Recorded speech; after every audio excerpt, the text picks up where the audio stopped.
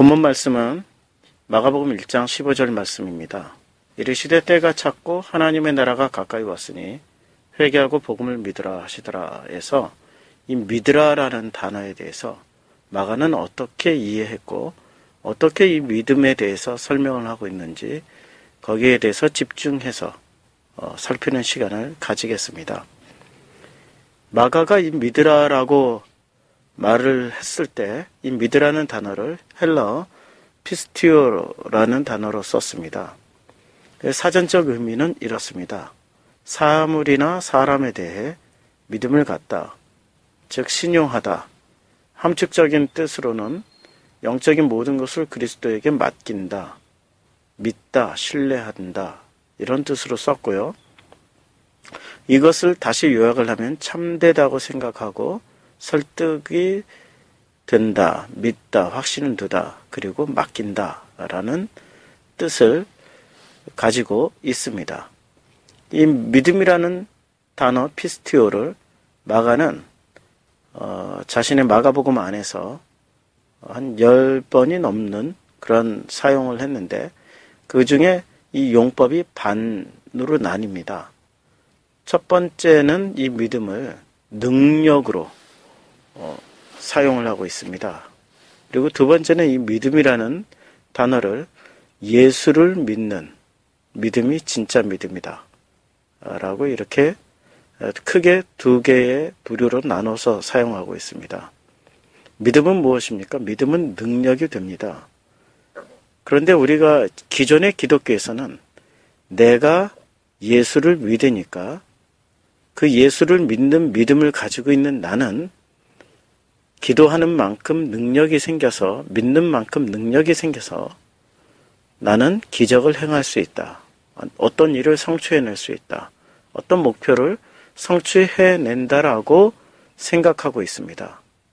즉, 그 능력이 내게 와서 내가 능력자가 된다라는 믿음을 가지고 있습니다. 그러나 마가는 이러한 믿음은 잘못된 믿음이라고 그의 마가복음에서 이야기하고 있습니다. 진짜의 믿음은 내가 예수를 믿으면 예수님 그분이 일하시기 때문에 모든 능력과 기적이 일어난다는 겁니다. 즉, 내가 믿고 내가 기도하니까 기적이 일어나는 것이 아니라 내가 예수를 믿으니까 예수님이 일을 하셔서 하나님이 일을 하셔서 그러한 기적과 병고침과 능력이 나타난다라고 마가는 이야기하고 있습니다. 우리 마가복음 말씀을 한번 볼까요? 마가복음 5장 36절에 예수께서 그 하는 말을 곁에서 들으시고 회당장에게 이르시되 두려워 말고 믿기만 하라 이렇게 말씀하셨습니다. 그리고 회당장 야이로의 딸을 살리셨습니다. 회당장은 믿었고 살리시는 분은 예수님이셨습니다. 그때 영어 성경으로는 Do not fear, only believe. 그냥 단지 믿기만 해봐라 이런 말씀입니다. 그러면 이 일을 예수님께서 하신다는 말씀입니다. 9장 23절에 이렇게 말씀하고 있습니다. 예수께서 이르시되 할 수 있거든이 무슨 말이냐? 믿는 자에게는 능치 못할 일이 없느니라. 이때 사람들이 이 말씀을 오해하고 있습니다. 나는 믿으니까 능치 못할 일이 없어. 나는 무엇든 다 할 수 있어. 라고 생각하지만 마가는 그렇게 하지 않습니다. 너희는 믿고 그 믿음에 따라서 예수인 내가 일을 한다. 이러한 뜻입니다. 9장 24절에 바로 이렇게 나와 있습니다. 곧 그 아이의 아비가 소리를 질러 가로되 믿나이다. 나의 믿음 없는 것을 도와주소서 하더라. 곧 그 아비가 소리를 질렀습니다. 믿나이다. 믿음 없는 것을 도와주소서. 그때 예수께서 그 아이의 병을 고쳐주셨습니다. 마가복음 11장 23절에서도 이렇게 말씀하고 있습니다.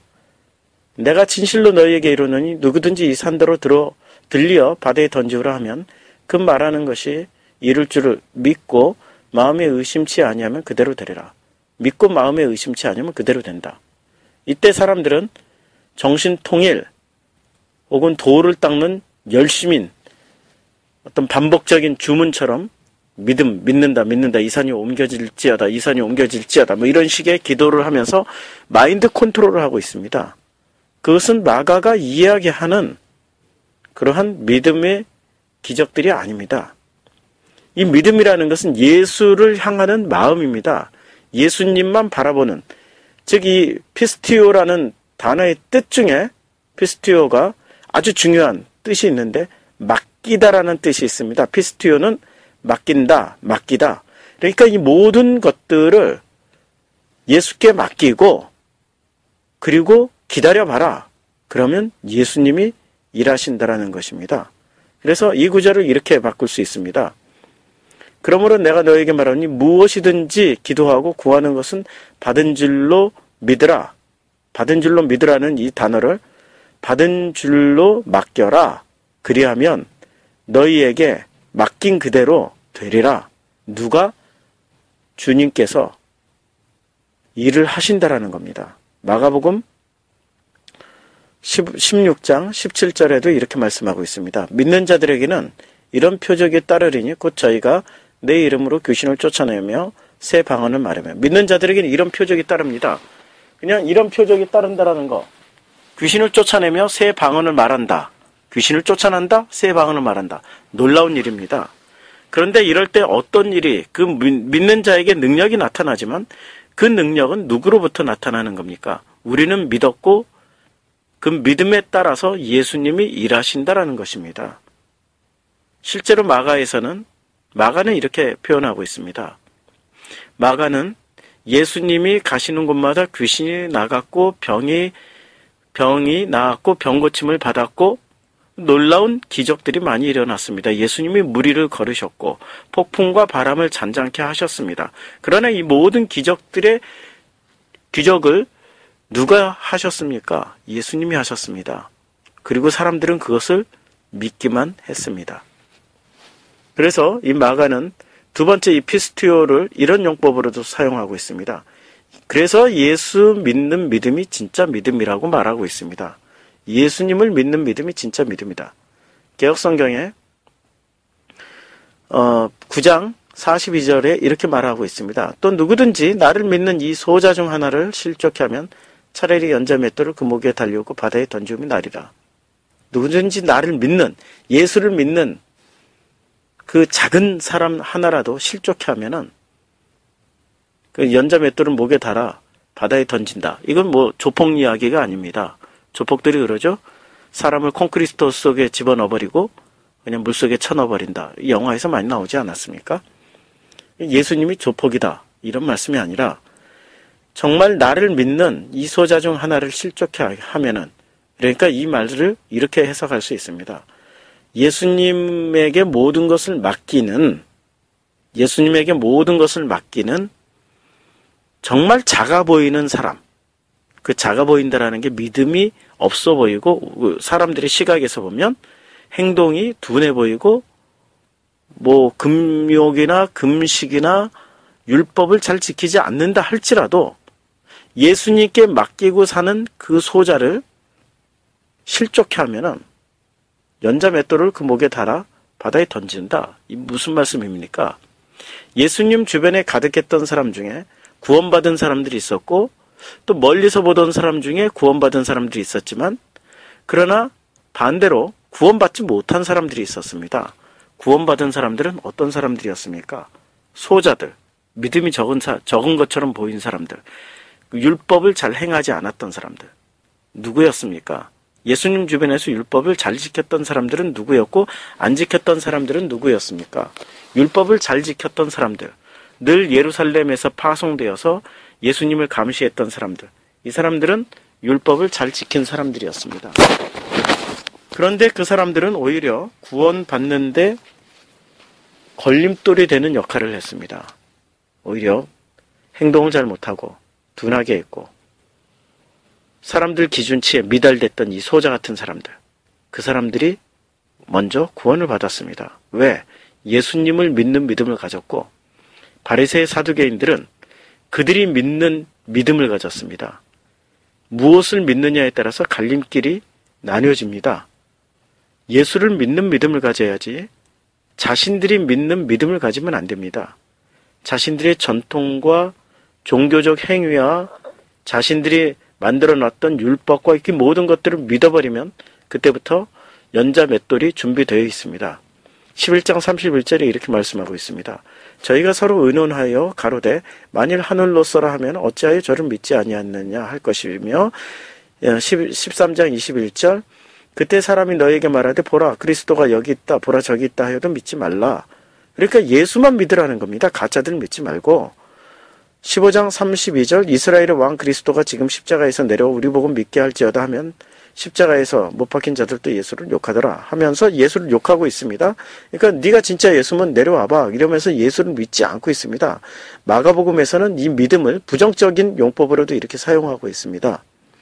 그리고 16장 13절에 두 사람이 가서 남은 제자들에게 고하였을 때 역시 믿지 아니하더라. 14절에 이렇게 말씀하고 있습니다. 그 외에 11제자가 음식 먹을 때 예수께서 저에게 나타나서 저희 믿음 없는 것과 마음이 완악한 것을 꾸짖으시니 왜 꾸짖었습니까? 예수를 안 믿었기 때문에 꾸짖었습니다. 예수를 안 믿는 것. 결국에는 16장 16절에 이렇게 말씀하고 있습니다. 믿고 세례를 받는 사람은 구원을 얻을 것이요 믿지 않는 사람은 정죄를 받으리라.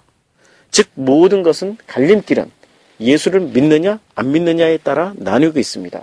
예수를 믿고 예수님만 바라보고 예수님만 의지하고 예수님께 맡기고 있으면 예수님께서 일을 해주시고 예수를 안 믿고 예수를 의심하고 예수를 거부해버리고 예수를 조롱하면 두 가지입니다. 마음이 완악한 자라고 꾸짖으시고 그리고 16장 16절에 이렇게 말씀하고 있습니다. 정죄를 받으리라 라고 말씀하고 있습니다. 그리고 예수를 믿는 사람들 중에 정말 믿음이 적은 것처럼 보이는 자기네들 기준에 의해서 믿음이 적은 것처럼 보이는 사람들을 실족해 하면 그 목에 연자맷돌 달아서 물속에 던져버린다. 무서운 말씀을 하고 있습니다. 믿음은 무엇입니까? 믿음은 바라는 것들이 실상이요 보이지 않는 것들의 증거라고 말씀하고 있습니다.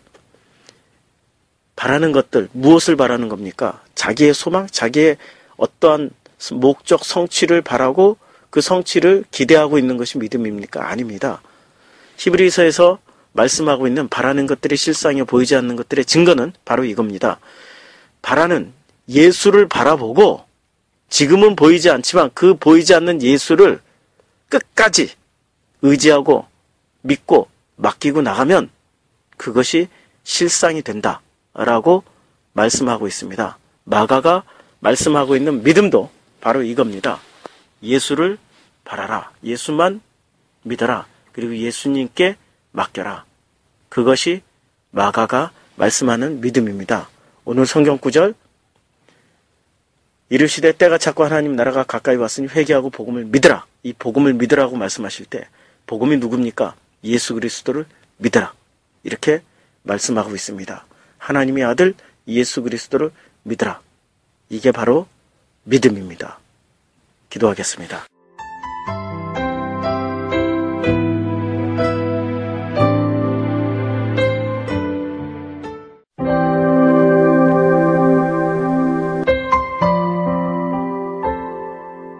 본문 말씀은 마가복음 1장 16절에서 18절 말씀입니다. 예수님이 제자를 부르시는 장면입니다. 갈릴리에 오셔서 가장 먼저 하신 일이 제자를 부르셨습니다. 갈릴리 해변으로 지나가시다가 시몬과 그 형제 안드레가 바다에 그물 던지는 것을 보고 나를 따르라 하시니 그들이 그물을 버려두고 예수님을 따랐습니다. 여기서 중요한 것은 배를 버린 게 아니라 그물을 버려두고 갔다는 겁니다. 결국엔 이 두 사람은 그물은 버렸지만 배는 안 버렸기 때문에 수시로 자기 배로 도망가서 물고기 잡는 장면들을 연출을 합니다. 우리가 복음서에서 각각 흩어져 있는 정보들 중에 하나가 시몬과 안드레를 언제 불렀냐, 또 몇 번 불렀냐, 서로 다른 시각으로 여러 가지의 정보를 제공해주고 있습니다. 이것을 종합해보면 시몬과 안드레, 즉 베드로와 안드레는 가장 첫 번째 세례 요한의 제자였다가 예수님의 제자로 배를 갈아탄 사건입니다. 고무신을 바꾸시는 거죠. 요한복음 1장 40절, 41절에 의하면은 요한의 말을 듣고 요한이 말을 했습니다. 예수를 따르는 두 사람 중에 하나는 시몬 베드로의 형제 안드레라. 그가 먼저 자기의 형제 시몬을 찾아가 말하되 우리가 메시아를 만났다. 42절 데리고 예수께로 오니 예수께서 보시고 이르되 내가 요한의 아들 시몬이니 장차 게바라 하리라. 벌써 여기서 게바라는 이름을 주셨습니다. 요한복음 1장에서 먼저 제자가 됐습니다. 그런데 어떤 이유에서인지 오늘 본문 마가복음 1장 16절에서는 바닷가에서 시몬과 안드레를 부르고 있습니다. 이미 세례받고 그리고 갈릴리로 가기 전에 이 사람들은 제자가 돼 있었습니다. 그런데 오늘 마가복음에는 어쩐 일인지 이 사람들이 바닷가에서 물고기를 잡고 있었던 것입니다. 저는 이 장면을 볼 때마다 참으로 의문을 가졌습니다. 어떻게 예수님이 나를 따르라 하자 곧바로 그물을 버려두고 따라갔을까? 이게 가능한 일일까? 전이해 혹은 먼저 만났던 경험이 없이는 이건 불가능할 것이다라는 의문을 가졌는데 결국에는 먼저 제자가 되었고 그리고 무슨 이유에서인지 갈릴리 바닷가로 도망가서 물고기를 또 잡고 있었던 겁니다. 이 사건을 요한복음 6장 67절, 68절에서는 잘 설명해 주고 있습니다. 예수께서 12제자에게 이르시되 너희도 가려느냐? 70인의 제자가 다 떠나간 다음에 예수님 물어보는 장면입니다. 68절에 시몬 베드로가 대답하되 주여 영생의 말씀이 주께 있사오니 우리가 누구에게로 가오리까? 라고 이렇게 당당하게 자신 있게 이야기를 했습니다. 그런데 바로 7장 2절에서 이렇게 말씀하고 있습니다. 유대인의 명절인 초막절이 가까운지라 굉장히 큰 명절이죠. 3절에 그 형제들이 예수께 이르되 당신이 행하는 일을 제자들도 보게 여기를 떠나 유대로 가소서. 4절 스스로 나타나기를 구하면서 묻혀서 일하는 사람이 없나니 이 일을 행하려 하거든 자신을 세상에 나타내소서 하니 이게 무슨 말씀입니까? 제자들이 지금 옆에 하나도 없더라는 얘기입니다. 전부 다 예루살렘 올라가 있습니다. 예수님 그리고 예수님과 그 형제들만이 갈릴리에 남아 있었습니다. 바로 그 전장 불과 몇 절 앞에서 시몬 베드로가 이렇게 고백을 했습니다. 주여 영생의 말씀이 주께 있사오니 우리가 누구에게로 가오리까? 영생의 말씀 하나님의 말씀 예수 그리스도가 영생이시고 그 말씀을 가지신 분이기 때문에 우리는 절대 떠나지 않습니다 했는데 바로 그 다음 장에서 도망가 버렸습니다. 그리고 예수님은 예루살렘으로 올라가십니다. 제자들을 만나기 위해서. 또 누가복음에는 제자 부르는 장면이 다른 형태로 나옵니다. 배에서 부르는 거죠. 5장 2절부터 그 장면이 나옵니다. 호숫가에 배 두 척이 있는 것을 보시니 어부들은 배에서 나와서 그물을 씻는지라. 예수께서 한 배에 오르시니 그 배는 시몬의 배라. 육지에서 조금 떼기를 청하시고 앉으사 배에서 무리를 가르치시더니 말씀을 마치고 시몬에게 이르되 깊은 데로 가서 그물을 내려 고기를 잡으라. 시몬이 대답하여 이르되 선생님 우리들이 밤이 새도록 수고했는데 잡은 것이 없지만은 말씀에 의지해 내가 그물을 내리리이다 하고 그렇게 하니 고기 잡은 것이 심히 많아 그물이 찢어지는지라. 이에 다른 배에 있는 동무들에게 손짓하여 와서 도와달라 하니 그들이 와서 두 배의 체험에 잠기게 되었더라. 시몬 베드로가 이를 보고 예수의 무릎 아래서 엎드려 이르되 주여 나를 떠나소서 나는 죄인이로소이다. 이렇게 고백하고 있습니다. 무슨 장면입니까? 예수님이 갈릴리 바다까지 쫓아갔습니다. 이게 지금 세 번째입니다. 제일 첫 번째 예수님의 제자가 됐던 건 요한의 제자 요한이 말에 의해서 예수를 따라갔습니다. 그리고 무슨 이유에서인지 갈릴리 바닷가에서 예수님이 또 다시 부르셨습니다. 이번에는 바다 한가운데서 부르시는 겁니다. 그리고 바다 한가운데서 시몬에게 깊은 데로 가서 그물을 내려 고기를 잡으라. 근데 시몬이 이 말씀을 듣고 깊은 데 와서 물고기를 잡았는데 엄청 많이 잡힌 겁니다. 그 엄청 많이 잡힌 물고기를 보고 배가 거의 잠기게 될 정도의 그 어획량을 보고 무릎을 꿇습니다. 그리고 나는 죄인입니다. 이게 무슨 장면입니까? 가장 최종본은 죄 고백하는 거 아닙니까? 회개하는 장면 아닙니까? 여기서 지금 베드로가 저는 죄인입니다라고 고백했습니다. 그리고 마가복음은 이 고백하는 장면을 또 한번 보여주지요. 15장에서 예수님을 따라갔다가 발길 3번 울자 베드로가 고백합니다. 회개합니다. 베드로는 여러 번 회개하는 장면을 보여줍니다. 오늘 이 장면이 베드로가 회개하는 장면입니다. 주여, 저는 죄인입니다. 저를 떠나 죄인입니다라는 그런 고백을 하고 있습니다. 그리고 10절에 세베대의 아들로서 시몬의 동업자인 야고보와 요한도 놀랐습니다. 예수께서 시몬에게 이르되 무서워하지 말라라고 말씀하십니다. 마가복음 1장에서는 나를 따르라 사람 낚는 어부가 되게 하리라 해서 그물을 버려두고 갔지만 여기서는 주님이 강조를 하고 계십니다. 무서워하지 말라. 이제 후로는 내가 사람을 취하리라. 11절 그들이 배들을 육지에 대고 모든 것을 버려두고 예수를 따릅니다. 마가복음 1장에서는 그물만 버려두고 예수님을 따랐는데 여기서는 모든 것을 버리고 따릅니다. 자, 요한복음 1장에서는 아무것도 버리지 않고 따랐습니다. 마가복음 1장에서는 그물을 버려두고 따랐습니다. 누가복음 5장 11절에서는 모든 것을 버려두고 예수님을 따랐습니다. 이게 바로 순서 아닙니까? 그리고 이 마지막 순서는 회개입니다. 회개하고 주님을 따르고 있습니다. 왜 베드로는 예수님을 떠나 도망갔을까요? 그 이유는 나중에 마가복음 공부하면서 말씀드리겠습니다. 그러나 중요한 것은 이겁니다. 예수님이 왜 그렇게 많이 찾아가셨냐? 생각해 보십시오. 선생님이 제자를 찾아가는 겁니다. 선생님이 제자를, 윗사람이 아랫사람을 찾아가는 겁니다. 사랑은 무엇입니까? 자기를 내려놓는 것입니다. 탕자의 비유에서 아들 탕자가 돌아올 때까지 아버지는 기다리기만 했습니다. 그러나 지금 예수님은 탕자인 아들과 같은 자기를 버리고 도망간 이 제자들을 찾아다녔습니다. 무슨 장면입니까? 99마리의 양, 한 마리의 잃어버린 양, 그 비유 아닙니까? 한 마리의 잃어버린 양을 위해서 찾아다니는 장면입니다. 제일 처음에는 스승인 세례 요한의 말을 듣고 예수님을 따라갔지만 무슨 이유에서인지 도망갔고 도망간 제자를 바닷가로 찾아갔고 도망간 제자를 바다 한가운데까지 쫓아갔습니다. 이걸로 끝이 난 게 아닙니다. 잘 보십시오. 또 도망갔습니다. 예수님이 십자가에 못 박히고 나서 베드로가 도망갔습니다. 요한복음 21장 3절에 시몬 베드로가 나는 물고기 잡으러 가노라. 물고기 잡으러 갔습니다. 근데 밤이 맞도록 고기를 잡았는데 못 잡았습니다. 무엇으로? 다 버려뒀던 배, 그물 다 챙겨서 버렸다라는 말이 사실입니까? 아닙니다. 뻥입니다.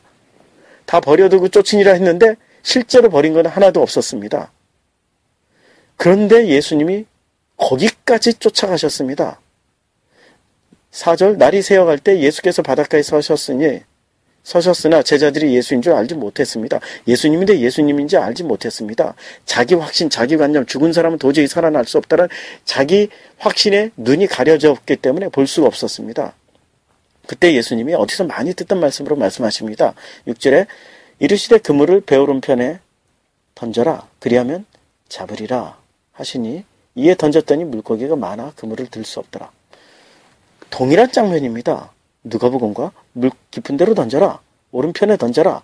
물고기가 많아서 잡을 수가 그물을 다 끌어올릴 수가 없었습니다. 그때 주님이 말씀하십니다. 예수께서 이르시되 얘들아 너희에게 고기가 있느냐? 라고 물으셨습니다. 이때 이르시되 그물을 배 오른편에 던져라. 이렇게 말씀하셨습니다. 그물을 던져서 물고기가 많이 잡아서 그물을 들 수 없었습니다. 그때 베드로가 예수님이신 것을 알아보고 그냥 물속으로 뛰어들어서 예수님하고 쫓아갔습니다. 그리고 그 장면을 한번 생각해 보십시오. 무슨 말을 해야 될지, 어떤 말을 해야 될지.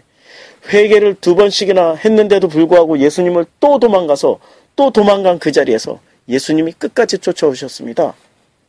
이 장면은 무슨 장면입니까? 로마서 8장 35절 누가 우리를 그리스도의 사랑에서 끊으리요? 환난이나 공고나 박해나 기근이나 적신이나 위험이나 칼이나 아무것도 그리스도의 사랑에서 끊을 수 없다는 말을 지금 이 장면이 보여주고 있습니다.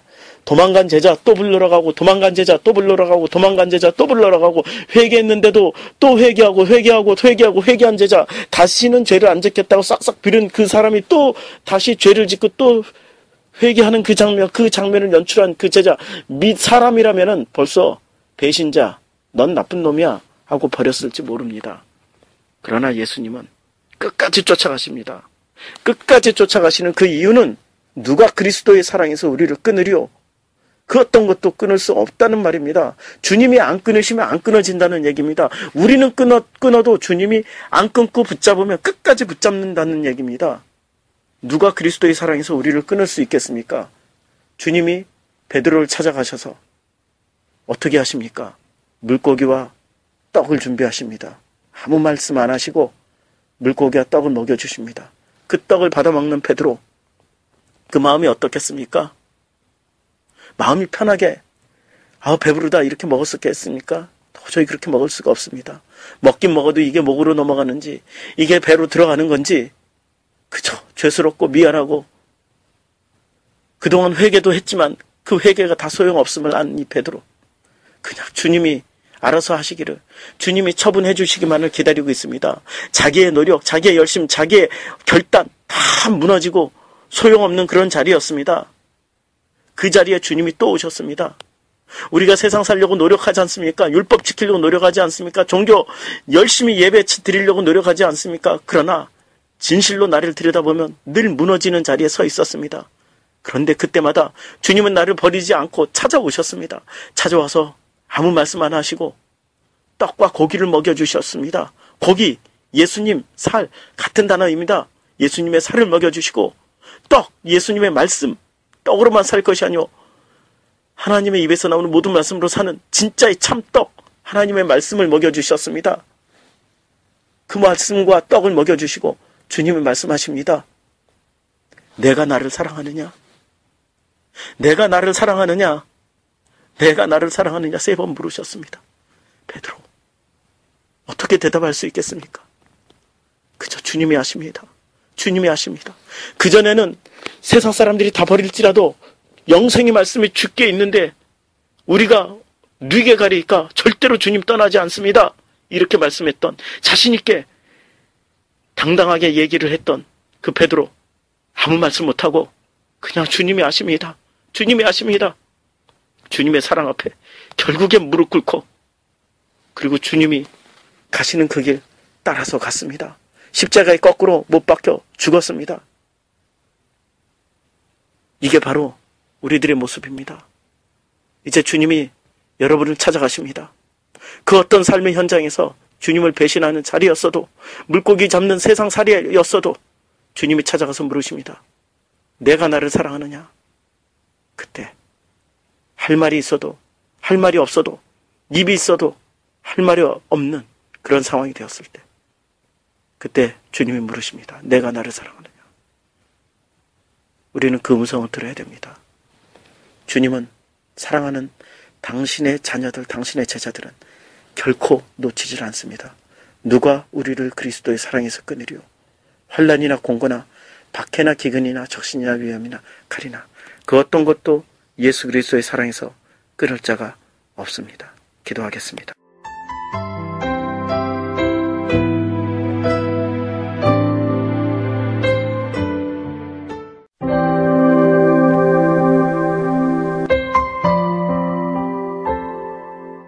마가복음 1장 21절부터 28절 말씀입니다. 예수님이 세례받으신 후에, 그리고 40일 시험 후에 제자를 부르시고 가장 먼저 하신 사역이 가버나움에 들어가셔서 곧 안식일에 회당에 들어가 가르치신 일입니다.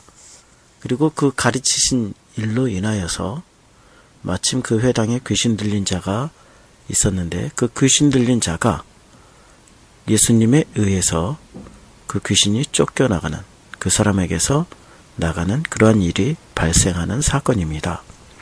마가복음에서 공식 사역의 첫 시작이 귀신 쫓는 사역부터 시작했습니다.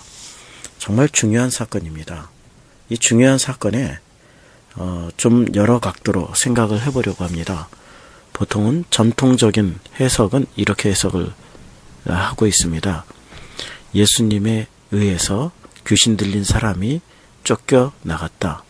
이 귀신은 보통 영적인 현상, 또 신비적인 어떤 존재로 해석을 하고 있습니다. 이러한 시각은 이미 2000년 전 예수님 당시에도 영적인 존재와 기적과 이적을 믿었던 바리새인들이 있었고, 그 반대편에 서서 영적인 현상이나 기적, 신비한 것들을 전혀 믿지 않았던 사두개인들이 존재하고 있었습니다. 우리는 이 해석을 할 때 참 조심해서 이 영적인 현상을 해석해야 됩니다. 영적인 현상에 정말 조심해야 될 부분 중에 하나는 영적인 것에 너무 집착하고 신비한 것에 집착하다 보면은 힘에 의존하는 해석을 할 수밖에 없습니다. 영적인 혹은 신비적인 사탄 대 하나님, 빛과 어둠, 선과 악의 싸움. 사실 이러한 구도는 기독교의 전통적인 구도가 아니고 조로아스터교라든지 마니교 혹은 세상 많은 종교들이 이러한 구도를 취하고 있습니다. 선과 악의 싸움, 하나님 대 마귀의 싸움, 빛과 어둠의 싸움. 이 모든 구도의 핵심은 힘이 작용합니다. 힘이 센 존재가 힘이 약한 존재를 몰아내고 궁극에는 승리한다라는 그런 내용입니다. 그런데 기독교는 힘의 종교로 해석하기에는 너무나도 많은 부분들을 놓칠 수가 있습니다. 힘으로 해석하다 보면은 사람들의 힘이 센 존재, 즉 성경에서 나왔던 수많은 우상들, 바알 숭배라든지 아니면은 만몬신을 숭배한다든지 몰렉, 아니면 수많은 다른 우상들을 섬기게 될 가능성이 높아집니다. 이스라엘 백성들이 그랬습니다. 하나님을 힘으로 믿고 그 힘으로 믿었던 그 하나님이 응답을 하지 않을 때는 그 이스라엘 백성들은 반드시 또 다른 신으로 옮겨 타는 그러한 일들을 버리게 되는 게, 그러한 증거들을 보여줬던 게 성경에 여러 군데 있습니다. 광야에서 모세가 40일 동안 시내산에 올라가서 모세와 하나님과 그 모든 관계가 단 어느 기간 정도 이스라엘 백성들 사이에서 그 소식이 들려지지 않자 이스라엘 백성들은 송아지 우상을 만들어 놓고 그 송아지 우상을 야훼 하나님이라고 불렀습니다. 이것은 사람들의 속성입니다. 기독교는 도대체 어떻게 해석을 해야 될까? 이런 기적, 이런 영적인 존재가 나타날 때마다 힘으로 어떤 영적인 존재를 쫓아내는, 그렇게만 해석을 할 수 있을까요? 오늘은 좀 다른 해석을 해보려고 합니다. 왜냐하면 기독교는 힘이 아닌 인격의 종교이기 때문에 그렇습니다. 하나님과 교제하는, 하나님과 교통하는, 하나님과 많은 것을 나누는 그러한 종교가 기독교의 가장 핵심이기 때문에 그렇습니다. 하나님과 교제하는 그때 가장 핵심은 나의 의지, 내가 가지고 있는 어떤 욕심, 나의 소원 성취, 나의 그런 마음들을 가지고 하나님을 만나는 게 아니라 정말 하나님이 어떤 분이신가, 내가 가지고 있는 생각, 고정관념, 내가 알고 있는 지식, 모든 경험들을 내려놓고 하나님이 어떻게 말씀하신가를 진지하게 듣는 것이 기독교의 신앙생활의 첫 걸음이 된다라고 봅니다. 그런데 만약에 하나님을 힘으로 해석을 해서 내가 내 마음속에 있는 그 힘, 그런 힘을 기대하고 그리고 내가 가지고 있는 것들을 하나로 내려놓지 않은 채 성공하기 위해서, 출세하기 위해서, 어떤 마음의 소원 성취, 자기가 바라는 것들을 이루어내기 위해서 하나님의 이름을 부른다. 그것은 곧 하나님을 우상의 수준으로 떨어뜨리는 그러한 놀라운 일을 벌이게 됩니다. 그런데 하나님과의 관계 맺음, 교통, 대화, 교제를 나누는데 내가 가지고 있는 것들을 하나씩 하나씩 내려놓고 하나님을 진지하게 정말 가장 낮은 바닥에서 하나님을 바라보게 된다면 하나님은 참으로 놀라우신 분이 될 수가 있습니다. 오늘 말씀이 그러한 각도에서 해석을 하면은 이렇게 됩니다. 안식일이었습니다. 회당이었습니다. 곧 작은 성전이란 말입니다. 안식일 날은 어떤 날입니까? 하나님이 모든 일을 마치시고 그리고 쉼에 들어가신 것입니다. 그러나 그 쉼이라는 게 사람처럼 손을 놓고 일을 안 한다는 것이 아닙니다. 하나님과 인간이 곧 사귐, 교제, 만남으로 들어가신다라는 의미입니다. 그 안식일 날 회당에 들어가셨다. 곧 우리 성전, 우리 마음, 어떤 우리 마음에 들어오신 것입니다. 어떤 마음이냐? 갈릴리 땅으로 가신 것입니다. 가버나움, 갈릴리 땅. 그런데 그 갈릴리 땅은 전에 제가 설교했죠. 버려짐의 땅, 쓸모없는 땅, 희망도 없는 땅, 무시당하는 땅. 그런데 그 땅은 누굽니까? 그 땅은 바로 흙이 재료가 된 우리 인간들, 사람들입니다. 바로 나라고 할 수 있습니다. 그 갈릴리에서 사역을 시작하셨습니다. 그리고 곧 나야, 내 마음, 내 회당, 그리고 안식일, 하나님이 완성하신 그날 들어오셔서 주님이 말씀을 하십니다. 21절, 22절. 그런데 그 회당 안에 있었던 사람들이 그의 교훈에 논란이 이는 그가 가르치는 것이 권위 있는 자와 같지 않고 서기관들과 같지 않다. 이렇게 말씀하고 있습니다. 권위 있는 자와 같고 서기관들과 같지 않다. 권위 있는 자는 그들이 인정하는 어떤 부분들입니다. 그런데 서기관들은 어떤 사람들입니까? 종교를 교조주의, 도그마, 단단하게 굳은 어떤 형태로 만들어버린 사람들입니다. 아주 두꺼운 잣대를 가지고 아주 정확한 자를 가지고 들이대는 사람들입니다. 그들과 같지 않다라고 했습니다. 성경 해석을 잘못하고 있었다는 얘기죠. 23절, 그때 마침 그들의 회당에 더러운 귀신 들린, 제가 살리는 푸뉴마, 귀신 푸뉴마에서 설교했죠. 더러운 귀신이라는 것은 이렇게 번역할 수가 있습니다.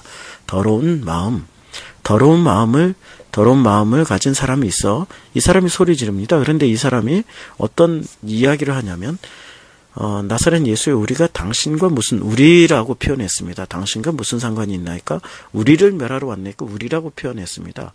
근데 이 사람은 그 회당 안에 있는 사람들과 자기를 일치시켜서 우리라고 했는지, 아니면 이 사람이 어떠한 자기의 경험, 지식, 자기가 가지고 있는 이데올로기, 자기가 알고 있는 마음, 세계관, 그리고 그 사람의 생각을 우리라고 했는지 이것은 정확하게 표현되어지지 않습니다.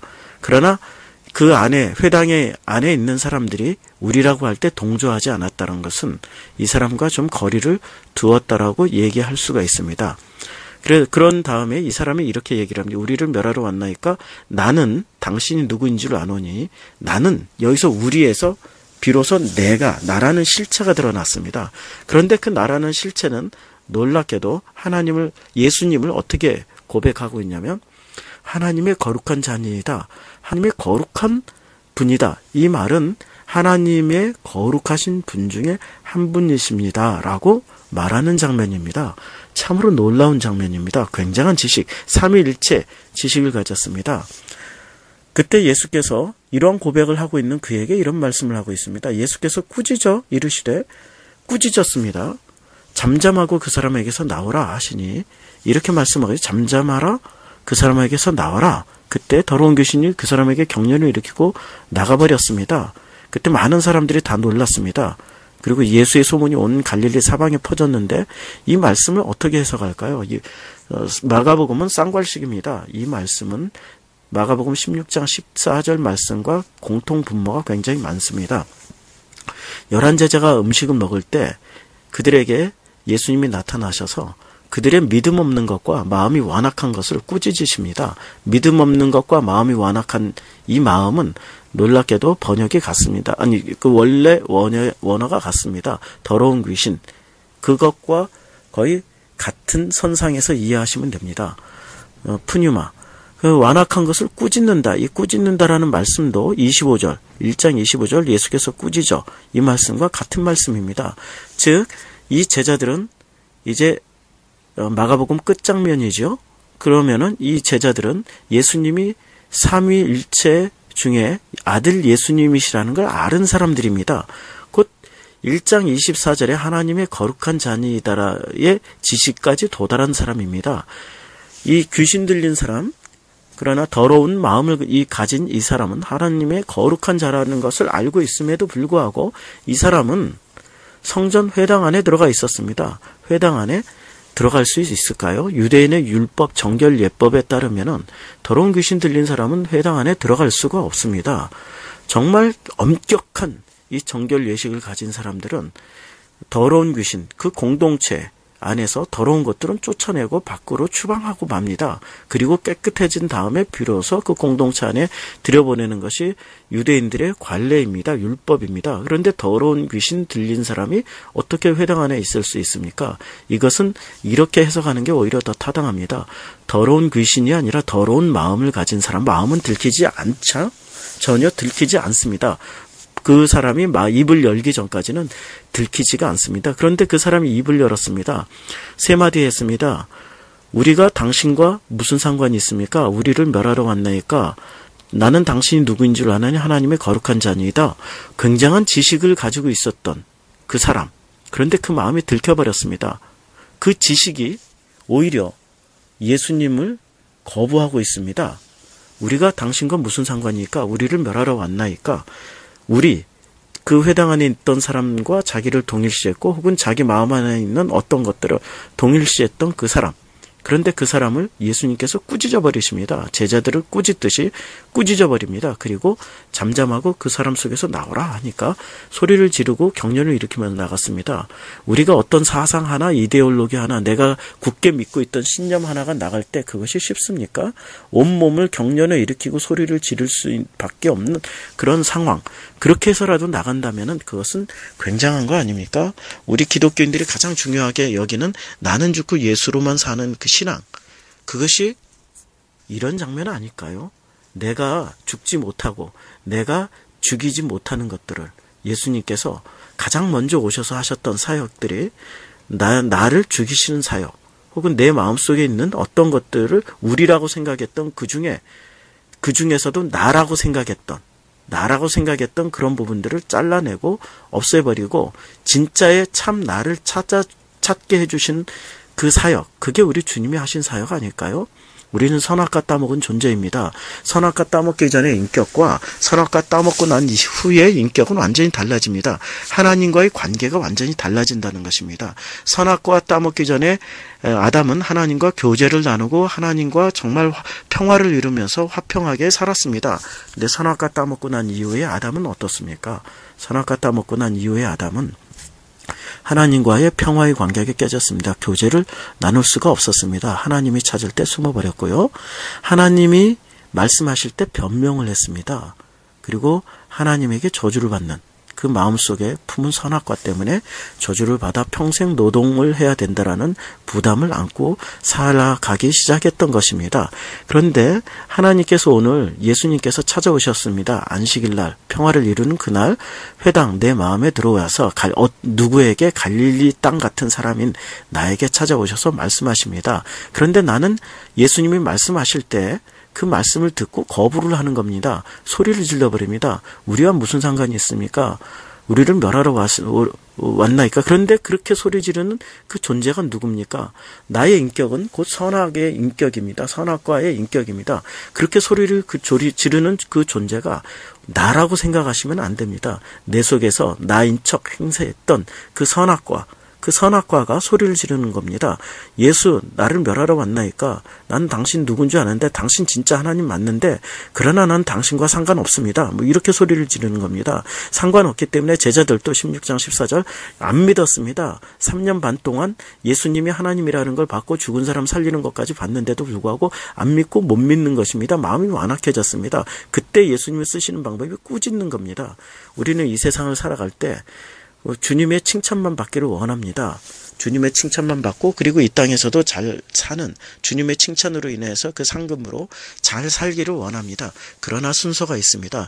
주님이 찾아오셔서 내 마음 안에 있는 정말 내 인격이 아닌 가짜의 인격들을 주님은 먼저 꾸짖어서 쫓아내주시고 나서 비로소 그 마음에 주님의 샬롬을 집어넣어 주시고 그 샬롬이 들어간 그 사람이 하나님과 온전한 교제가 이루어질 때, 그때 나는 죽임당하고 나의 가치관이 바뀌고 내가 굳게 믿고 있었던 어떤 신념들, 어떤 지식 시스템, 내가 알고 있었던 그 모든 생각, 경험들을 주께서 뒤바꿔 주신 다음에 비로소 하늘의 생명력을 우리에게 부어주시는 사건, 이게 바로 복음 아닙니까?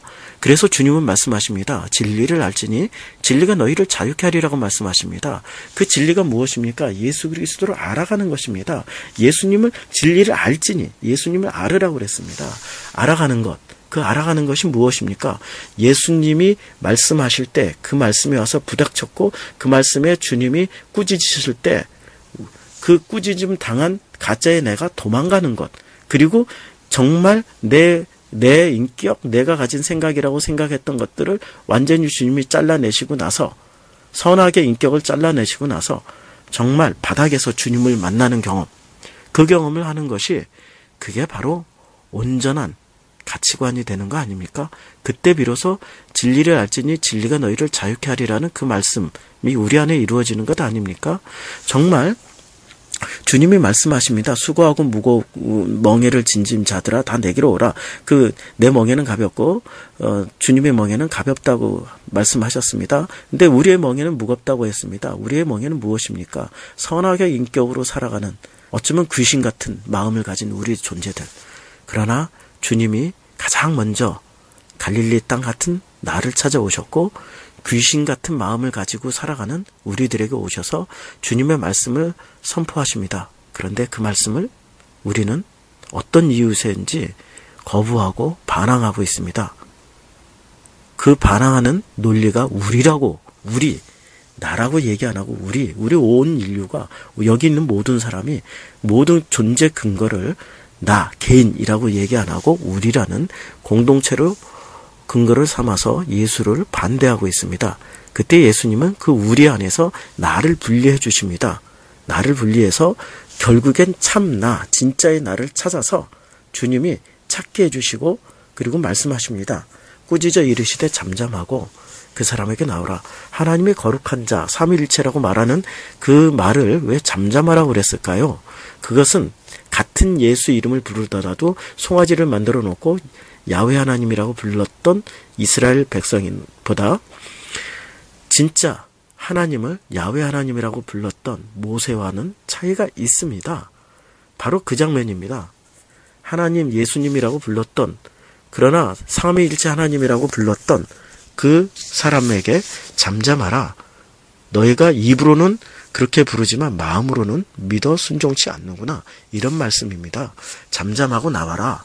잠잠하고 나와라. 그때 이 사람이 경련을 일으키고 큰 소리로 나갑니다. 정말 그 인격에 부닥친, 진짜의 인격에 부닥친 사람은 가짜의 인격을 정말 거부하게 되어 있습니다. 진짜의 인격, 예수의 참 인격에 부닥친 그 사람은 가짜의 인격에 저항에 부닥칩니다.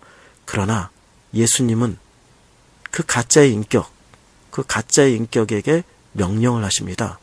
그때 참 인격이신 예수님을 사모하는 사람은 온몸을 떨면서 큰 소리를 지르면서 그 가짜의 인격이 떨어져 나가는 것을 경험하게 됩니다.